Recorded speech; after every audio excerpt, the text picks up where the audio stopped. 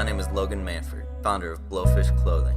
We are a clothing company known not only for our amazing clothing, but also for our even more amazing message, all for all. This is not your normal podcast. No celebrities, sports, or money. This podcast, the Speakeasy, has been created for the other stories, the ones you may not want to hear. These words are the stories of your neighbors, of the people you pass every day on the street, from the homeless to sexual assault survivors, to those being disowned for their sexuality. It is the sound of our community, and we hope you listen with open ears and an open heart. Hello. What's up, Jaydee? How are you? Woo! We're Good. just testing this boy right now. Okay, cool. Welcome back to the BLōFISH podcast, the Speakeasy. We're here today with our good friend Jaydee. How are you, Jaydee? Good. How are you? Good. Thanks for coming in today. I've known Jaydee for, I guess, a little bit over a year now, so it's been pretty cool. She's got some awesome things going on. Works for the Family Scholar House, which we'll talk about a little bit later. She's also the founder of The Soul Grind, which we will also talk about. But to get started, just tell us a little bit about yourself, Jaydee. Oh, Lord. Okay. Well, I'm glad I'm here. This is super exciting. I love what BLōFISH does for the community. I am a social worker. I'm also a family advocate. I am a mom, and I'm a single parent. I'm also a domestic violence survivor. Those are a few of the things that I take pride in and that make me who I am today. That's pretty cool. So you're from here in Louisville, Kentucky. I am. That's pretty cool.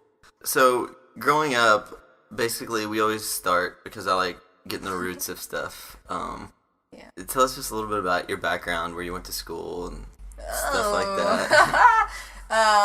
I went to a private school here in Louisville, but I wasn't there the entire time that I was going to school. I actually spent a little bit of time away from school. I don't know if you want me to get into that now or well, later. We can go ahead and talk about it. We can skip through. So kind of like normal childhood, I guess. Really crazy. I don't know if you call it normal.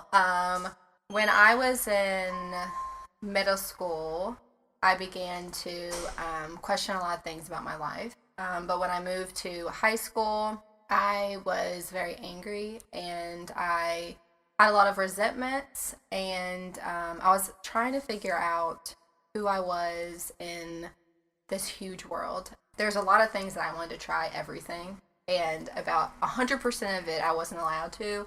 So I think with some of the restrictions and the guidelines in my life, I kind of felt trapped in figuring out. I feel like the world had me in a box, and I did not belong in that box, and I was trying to figure out if I didn't belong, where did I belong? But all I knew at that moment was that I wanted to get out of the box. So with that being said, beginning in freshman year, I struggled extremely hard with school. I didn't struggle, so I didn't go to school, really. So that's just not really much of a struggle there. But I spent the majority of the time in the hallways. I did make it there, but a lot of the time in detention, and I just felt like school wasn't for me. I was getting behind, and at that point, I had some stuff going on at home, and I was trying to find my friend group, and I began at that time experimenting sexually as well as with drugs and alcohol. This is kind of when a little bit of my numbing lifestyle began. At that point, I was an angry, fierce little thing, and I think a lot of people are in high school. They're always trying to find themselves. And get out of the little box that people are trying to put them in. Oh yeah, 100%. And I think that I kept on coming against walls. It was a lot of no's. I've had a lot of no's in my life, so it was kind of, no, you can't do this. No, you can't do that. Oh, you want to try that, but you can't. So I took all those no's as a straight up yes. And I kind of, at that point, began to do everything just 100,000%. It went from me being very outgoing, and I guess I pleased everyone for a really long time. And so it went from pleasing everyone to doing the complete opposite and venturing into anything and everything. That led me to being very angry. I began to lash out at people. I was confused. Self-mutilization began when I was in high school, so that became one of my outlets for me. But in the midst of that, I had a .66 GPA. So obviously I wasn't going to graduate high school, nor did I really think that that's something I wanted for my life. I mean, I was just like, oh, that's not going to work. So we talked about that last week actually with Kat a little bit about how finding your road might not always be what is laid out for you. Oh, you might have to kind of jump past from what people normally have you on. Yeah. Kind of jump the rails of what people normally say. Well, that sure jumped me somewhere else without my knowing. So I think it was my junior year. Yeah, at the beginning of my junior year, I was really struggling. School, I mean, I wasn't going to any classes. I wasn't doing well. I wasn't going to graduate high school. My relationship with my family, my friends, became very, very difficult. I was angry and I was drinking a lot during this time. And so one day I remember being in my closet and I was just screaming, crying, and trying to figure out what I was going to do with my life. And I was really, really unhappy. At this point, I had gone to therapy off and on, and I was also like cutting myself at this time and struggling with that. I was just really struggling. So one day I got in a car and took a drive, and I didn't come back for 7.5 months. So, so how old were you at this time? I was 17 years old. I remember being in the room with my mom and my dad, and I thought it was a therapy session. So I was under the impression I didn't want to go to therapy to begin with, so I wasn't even happy about that. But then the news I found out after, I was not too thrilled about either. But I remember sitting down and they said, let me tell you what you're really here for. And I remember just putting my hands in my head, and I had a feeling that this was coming for a while, but no, I was at a residential care facility for troubled teens. So I was actually in Missouri, so far away from home, real far. And this is something that had been planned way before I even thought. So all my stuff had actually been in the trunk of the car. Holy cow. And I kind of was taken. Kind of like the intervention show. Oh, yeah. Yeah, I was there. I wasn't going anywhere. Yeah, so that day kind of was a huge shift for me. Mm-hmm. So that experience, do you think, I mean, obviously your background and reaching out and kind of thinking that you don't have a place in this world is kind of what it sounds like. Mm-hmm. Talk a little bit more about where you ended up as far as this, like, I guess, secondary school, what it was like. Was it? Oh, my. There was different levels. So there was bigs and littles. I actually lived in a home with like 15 other girls. And this is the place that I believe every chapter of your life serves a purpose. For the first time, I felt like I wasn't the only one, like, hurting. I wasn't the only one that was suffering from depression. I wasn't the only one that was angry and lashing out. I wasn't the only one that had no idea how to cope in a healthy way. Yeah. I was not the only one struggling. And I think sometimes in the environment that I was raised in, it's not something you talk about a lot. Struggles aren't something you talk about. Going through hard times, it's more of like, no, you can't do this, instead of asking people why. And this was the first place that people asked me why. People actually were like, why are you doing these things? Like, what is going on with you? So that was the first place that I felt heard. And I still keep in touch with those girls today, to this day. There's a type of bond that you form in those type of situations, in those moments of your life, that are kind of irreplaceable. The way that we catch up with each other now is kind of like, I know where you've been in the darkest of your time. So we have a deeper connection than anyone that I really know of. But this place was straight up boot camp style.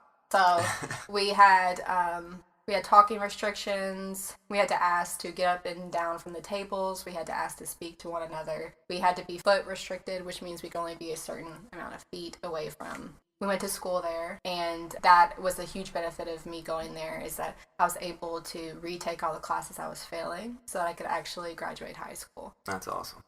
So other people who are going through, who are in high school, who don't feel like they fit in this box, who may have been not specifically resorting to the same things, cutting, drugs, alcohol. Mm-hmm. Looking back on it now, what are some things that you would say to, I guess, your younger self, or those people who are going through those things now?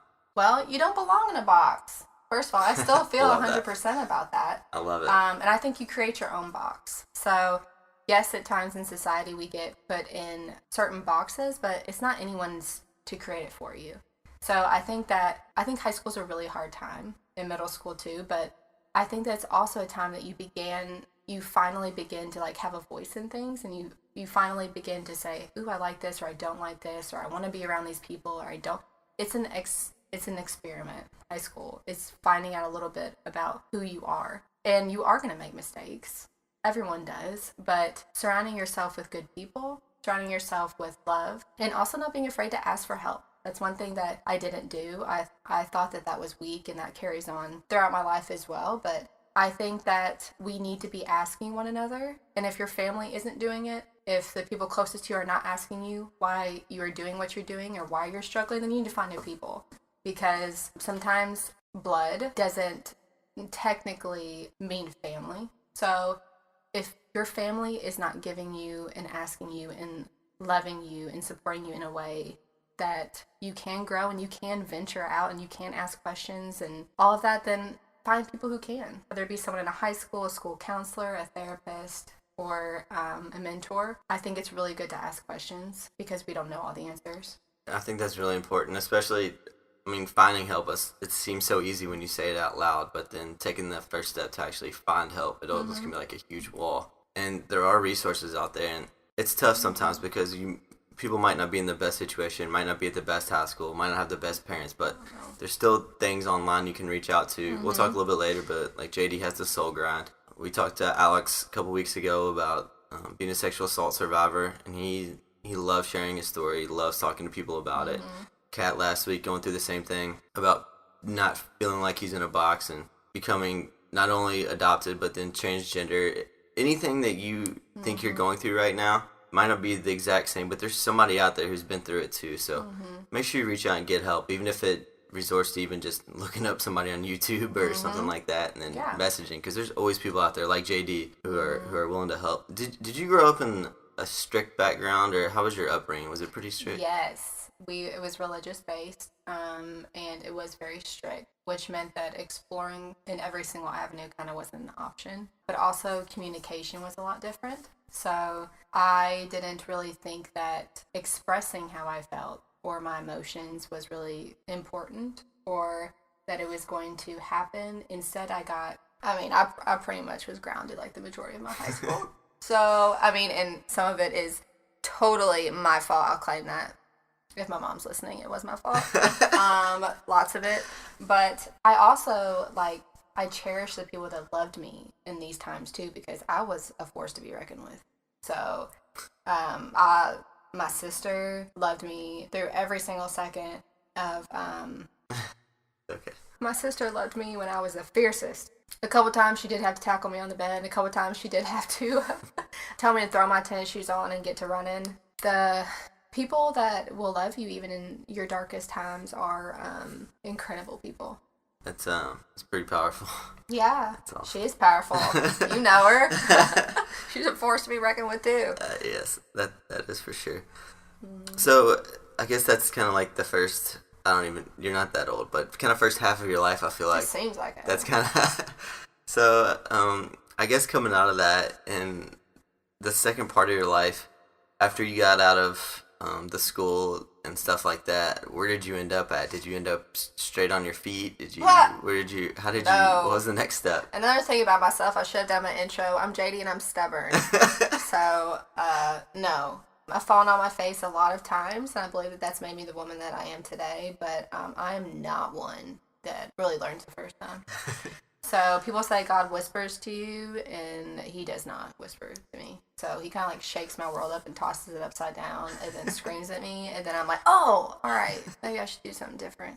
I got through all the 4 steps, and I graduated in 7.5 months from there. So when I left there, I was able to go back and finish my senior year of high school. So that was quite an adjustment to me. No one knew that I left. I kind of one day I went to school, and the next day I never came back for 7.5 months. So you can kind of imagine the transition. So my heart is with those that are in residential and that sometimes have to transition out of the place that they normally have and then have to have that stigma attached to them. Yeah. I did have a shadow kind of following me around my whole last year. And that I know some of that I claim is that it was just my interpretation, but I know that, people didn't know I was the crazy kid that came back. So that kind of stuck with me. And I did graduate high school, but soon after that, I learned some skills and some tools, and I was able to access therapy at my residential care facility. But some of the things when I came home are the exact same. And it's hard to, if you're coming back to continually to the same environment, it's hard to actually make that steadfast and committed change. So I went back to the same stuff. I think that's important too, because just seeing other people and personal examples of people close to me getting stuck in these, it doesn't have to be relationships, but in these situations to where it's almost like the only way to get out of them is you just keep fighting an uphill battle, is to almost pick yourself up and just move somewhere else to get out of these situations. Like a drastic change. Yeah. At some point, the little small changes, if you keep fighting, we always want to fight, but at some point, you need to just make that break almost and just become yourself. Step out of the box, like you always like to say. Yeah, well, and the thing is that, and most times we always say, well, if the environment changes, then everything within me is going to be okay. But really, everything within us has to get all the love and all the work so we can function in all the different environments. And environment is not going to change anything. Yeah. So yes, I did go away for 7.5 months. It was structured. I learned some things. I learned to smile again. I learned to laugh again, because when I went in there, I remember one of the big saying, I remember taking a picture 50 different times, and I was like, what? Oh, I don't like that. I don't like that. I don't like that smile. Like, I had genuinely not smiled, and I had genuinely not laughed, and joy was not present in my life. I had shut down, I had numbed out, I had become cold. There I was loved on. I was like listened to, I was heard. I learned healthy coping mechanisms. But also that support system left. I came home and I wasn't surrounded by 15 girls that were constantly on the healing path or that were constantly there. Like, I lived with them in my home, like on bunk beds. Like, where are you at now? You're not there? And some of them were still there. So they were not even able to communicate with me really, but through email. So I was transitioning back. I didn't have my support system anymore. Things were weird. I mean, it's just what it was. And I was getting ready to graduate high school, and I still had that itching I was on contract when I came home. Contract meant that when I came home, I had to sign a contract before I graduated the program, which means that I couldn't do overnight visits with anyone, spend the night summer parties for like 6 months. I couldn't drive, but I think back and forth certain places. Contact was still restricted. Like, they wanted to make sure that I wasn't going to just come back and do the same behavior. But what I needed was to feel like I could make decisions and feel like I could form my parameters for my life. And I still couldn't do that. So once again, I was just boxing out the walls. Get the walls away! That's what I did. I came home and I felt comfy in the box for a little bit, and then I just was like knocking it out. I started engaging in everything I did before, but it was worse. So basically it was times like 3 or 4 before you left. Yeah. And then I went to a school temporarily for a semester, and I got really I tried to rekindle a relationship with someone in my family, so I went to a school that was far away, and I didn't want to go there. It was the same environment I'd come from. It was very strict. It was religious-based. I had, dress code, curfew. It was like adult residential care facility life. So I once again felt trapped. I just became really sad there. I then came back. I remember it was Christmas break. And my parents, obviously still wanting me to, be in a certain person. They wanted me to be a certain person. It's not even a box, you know. So at that point, I was so sad and upset again and looking for myself again. I still could not find the person I wanted to be, what I wanted to do with my life, what I was passionate about. So I went to all the things I knew before, which was rebellion, rage, and numbness. Numbness was pretty prominent in my life, whether it be for feelings, emotions, whatever I could do to not feel was kind of my gateway. As soon after that, it was Christmas break. I had a big old party. The same sister that I love so much told me that she was going to tell on me. I already knew that I only had a certain amount of time before I was going to get kicked out anyways. At that point, I knew I had no choice but to up and leave. So I kind of didn't own it still that I had done that. So I kind of was like, well, I'm leaving. Because I'm obviously stubborn. I didn't want to humble myself. Humbling myself didn't come until later in life. It was like, I'm leaving. So at that point, a friend's family took me in. And I kind of was couch surfing for a while. And I've always had this itching in my life. This draw to something bigger than myself, to do something with my life. I always loved people. I loved communicating. I loved conversations. I loved getting to know people. I just didn't know how to really do it and how to make it a dream or reality. So while I was sitting on her mattress one day, I was like, well, I gotta do something with my life. I've got to do something with my life. How can I get somewhere, do something? I feel like I should still be in school, so I got on the computer. I contacted an academic advisor at a university. She literally walked through every single step to get me enrolled in Western Kentucky. So how old are you at this point? You're out of high school, or? Yeah, I was 9. I think I was Yeah, I was out because I'd already done one semester, so I was in my second. It would have been technically this spring semester. Basically, you'd gone from kicked out of high school, basically, to Yeah. a boarding school, for lack of a better term, then back into the high school environment, and then trying to find your way basically in the same situation you were before you got shipped off. Yeah. That's the hard part. Yeah, and at the end of high school, I still wasn't doing well either. Got arrested and all that good stuff. So, it's not, things were just, smooth sailing. So then I went to that school. That's important for people to hear, though, because, I mean, as we'll talk about a little bit later, it wasn't like a light switch went off. Oh, no. And you're the JD you are now. It was. Oh, no. It's taken a long time to be the woman that I am proud to be today. Yeah, that's awesome. So, as far as college goes, did you go away to Western, or? Yeah, so I actually only had like a bag of stuff to take with me, and she dropped me off, and all I had been doing all Christmas break was partying and drinking, and so I was like, well, I can just do that over there. I don't really want to be here anyways. I was growing tired of Louisville. I had a lot of people thinking, that shadow was heavy at this point. No one thought that I was ever going to be anything. No one even could fathom I graduated high school, me neither. And it was just so heavy. I had a lot of toxic around me and a lot that didn't give me any room to grow. It was just stuck there. Yeah. It's a small city. Everybody knew about Jaydee, how reckless she was. I went to Western. The advisor got me in. I didn't really know anyone but a few people, and I decided to start academics there. I didn't really talk to my family at this point. We kind of had disengaged completely after I moved out, so they didn't really know where I was staying, what I was doing with my life. I can imagine what my mom was going through now, being a mom, Yeah. not knowing what the heck I was doing. I wasn't doing anything good, so I started partying really heavy there. I couldn't even make it to class most of the times, but the only class I did make it to was a sociology class. And I just loved it. I would come hungover. She would leave the door open for me. I might stumble in there and look a hot mess, but those were my people. And I felt at home in that classroom.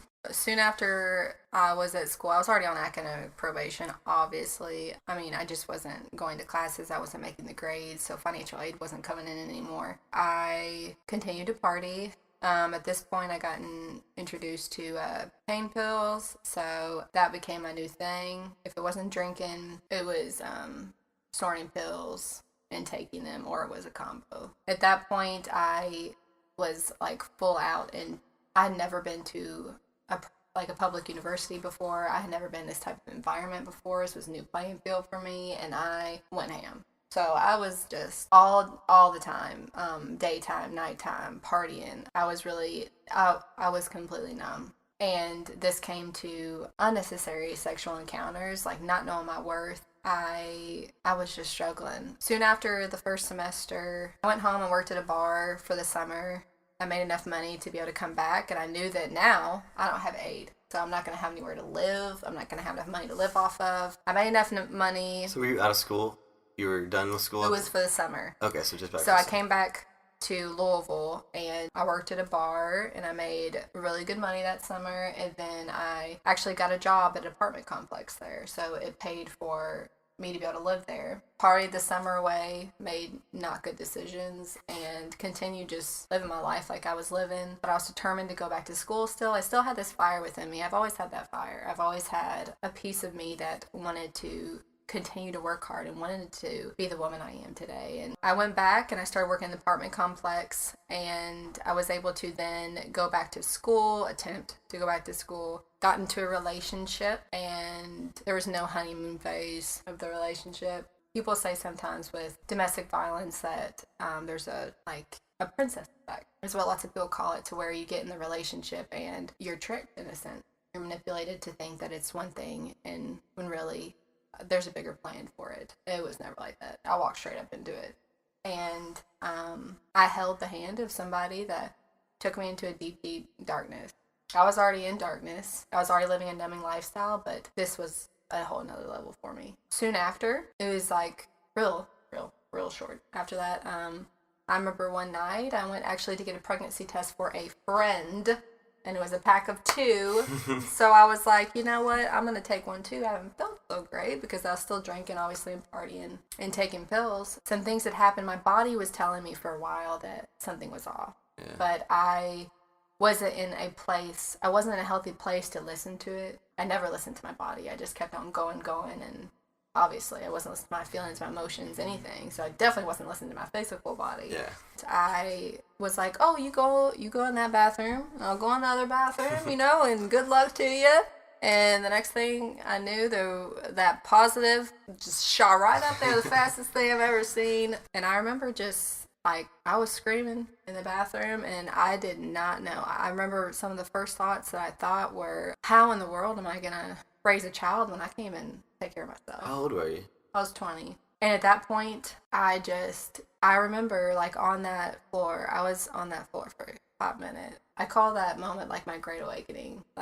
There's nothing to describe what happened there because, it just was this complete life shift. I just knew that it was time to get my life together. So I still didn't believe them because, like I said, I'm stubborn. I swear, 5 tests, and then I had to go to a clinic to make sure. So I went to Western's clinic, and lo and behold, it was true. Yeah, so I was pregnant almost 2 months along. So, holy cow. Yeah. I remember sitting in the car, me and Rain.